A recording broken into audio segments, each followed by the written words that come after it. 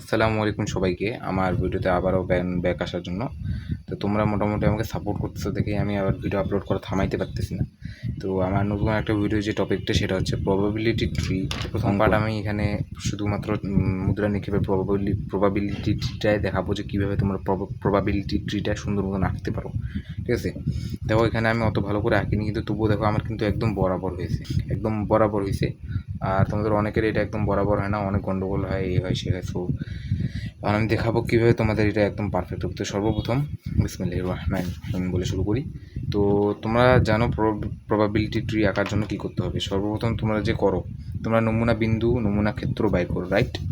তো তোমাদের সেটা করার জন্য সর্বপ্রথম তোমাদের যেটা করতে হবে, তোমরা আগে দেখবা তোমাদেরকে যদি বলে যে মুদ্রা দুইবার নিক্ষেপে, যেমন এটা ছিল মুদ্রা দুইবার নিক্ষেপে প্রবাবিলিটি ট্রি, অনেকে আবার বলবে মুদ্রা তিনবার নিক্ষেপে প্রবাবিলিটি ট্রি। তো এইখানে দেখতেছো আমি একটা কাজ করে রাখছি, এই যে দেখো এখানে দেখাই যাচ্ছে, এই যে দেখো আমি এখানে কি করছি, টুয়াইস এন দিয়ে বের করছি। অর্থাৎ মুদ্রার পিঠ দুইটা হয়। মুদ্রার কয়টা পিঠ হয় জানো?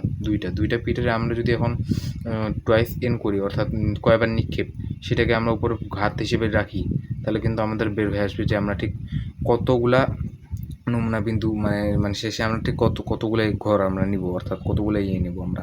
ঠিক আছে, তিনটা মুদ্রা নিক্ষেপে আমাদের শেষে মোট 8টা থাকবে।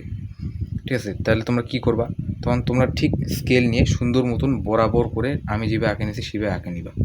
তারপর এইভাবে আঁকে নিলে একদম বরাবর আসবে, লাইন বাই লাইন। দেখো তারপর এগুলো থেকে লাইন বাই লাইন এঁকে তোমরা নিয়ে নিবা। ঠিক এইখানে যেরকম আমি এখন আঁকে তোমাদের ফেস টু ফেস দেখাতে পারছি না, কেননা আমার কাছে কোনো স্ট্যান্ড নেই।